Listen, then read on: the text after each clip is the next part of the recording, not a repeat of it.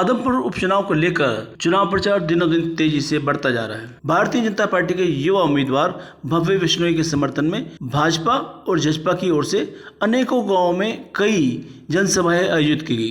सबसे बड़ी विशाल जनसभा आज बालसमंद में देखने को मिली। इस विशाल जनसभा में जहां एक ओर हरियाणा सरकार के मंत्री उपस्थित थे, वहीं दूसरी ओर राज्यसभा से सांसद भी इस जनसभा में मौजूद दिखाई दिए। आदमपुर से पूर्व विधायक और वर्तमान प्रत्याशी भव्य बिश्नोई के पिता कुलदीप बिश्नोई ने भी सन 2019 में लड़े गए अपने चुनाव में जो वादे बालसमंद की जनता से किए थे, उन वायदों को सरकार से मिलकर पूरा करवा रहे हैं। और हमारे बीच में कृष्णलाल पवार जी जो ट्रांसपोर्ट मिनिस्टर रहे और आजकल राज्यसभा में सांसद हैं, हमारे जाकिर हुसैन जी जो कई बार मंत्री और विधायक रहे और अब जो है वक्फ बोर्ड के चेयरमैन हैं, और हमारे बीच में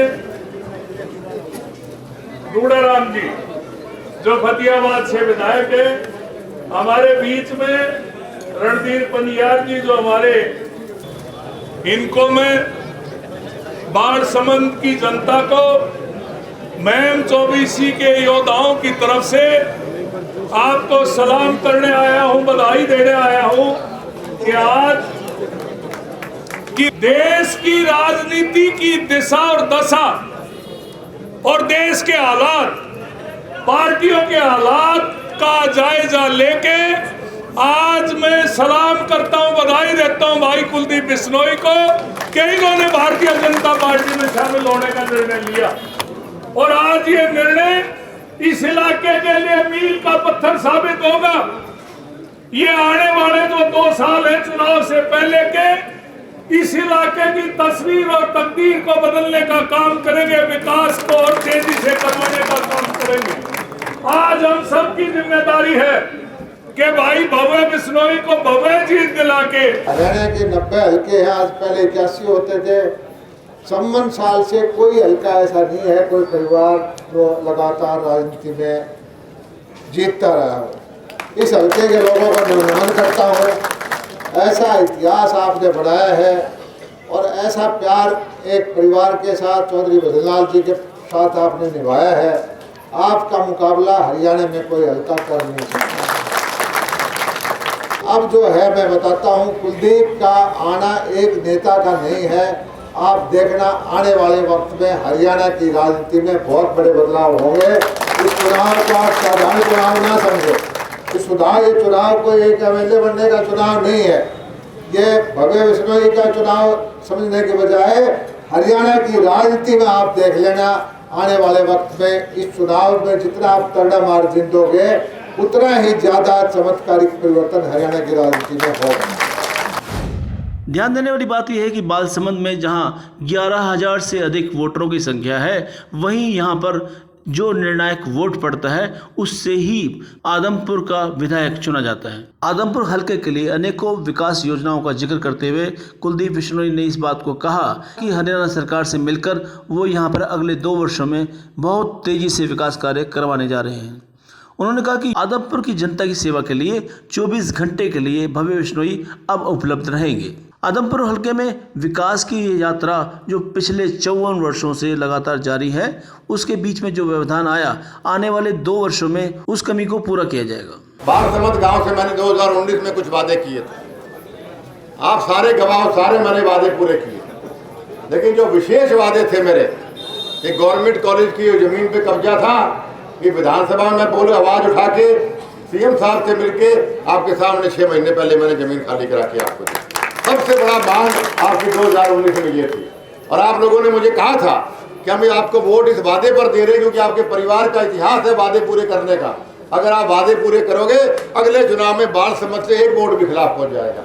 तो साथियों, मैंने मेरा वादा पूरा किया, अब सारा वादा पूरा करने का टाइम आ गया।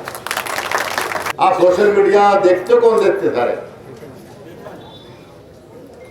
गोयल पंप वाले का 4.5 लाख रुपए बकाया 13 साल से। बैणीवाल परिवार के 2 लाख रुपए बकाए किशनगढ़ गांव के 13 साल से। हमारा काबरेल गांव का हलवाई 90,000 बकाया पिछले 13 साल से। बहुत लंबी लिस्ट है। मैं गांव वाइज आदमियों के नाम आपको लेके दे सकता हूं। लाखों रुपए जो चुनाव का खर्चा था लोगों के आज तक होती है। मैं बधाई देना चाहता हूं कांग्रेस पार्टी को कि भूपेंद्र हुड्डा को टिकट दे दी।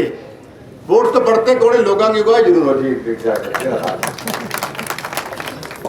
कल मैंने गोयल पंप वाले से बात करी, मैंने बेड़ीवार परिवार से और सबसे बात करी।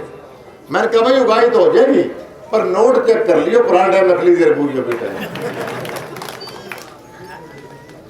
किस व्यक्ति का इतिहास गुंडागर्दी का रहा हो, किडनी स्मगलिंग का भी इसके ऊपर आरोप लगे हो, ग्रीन ब्रिगेड का सरताज रहा हो, मैं नहीं समझता कि सभी आदमी उसको वोट देना चाहेंगे। कितना लंबा संघर्ष हमें करना पड़ा हमारे इलाके के लिए, बिजली के लिए, पानी के लिए, रोजगार के लिए।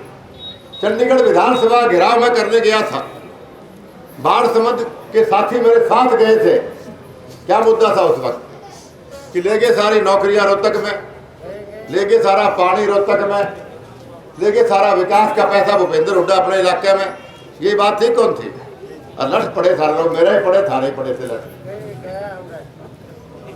तो लठ मारने वालों के साथ हो, लठ खाने वाले के साथ हो। इसलिए सोच समझ के साथियों वोट का इस्तेमाल करना। आप पे हर प्रकार के प्रलोभन दिए जाएंगे। कोई जात पात का नारा लगाएगा, कोई रिश्तेदारी का दबाव बनाएगा, कोई यारी दोस्ती का कोई और प्रलोभन लेगा।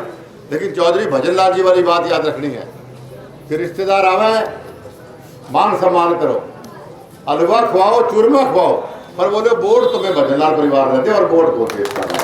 साथियों एक एक मांग पूरी करने का टाइम आया। मैं जानता हूं खाड़ों की आपकी दिक्कत है, गलियों की दिक्कत है, बिजली की दिक्कत है, रोजगार की खास तौर पे दिक्कत। हर चीज का इंतजाम किया जाएगा। बस इतने वोटों से आप भव्य को जिता दो, जैसा आदरणीय दलाल साहब ने कहा। उसके बाद आदमपुर की बल्ले ही बल्ले होने वाली है।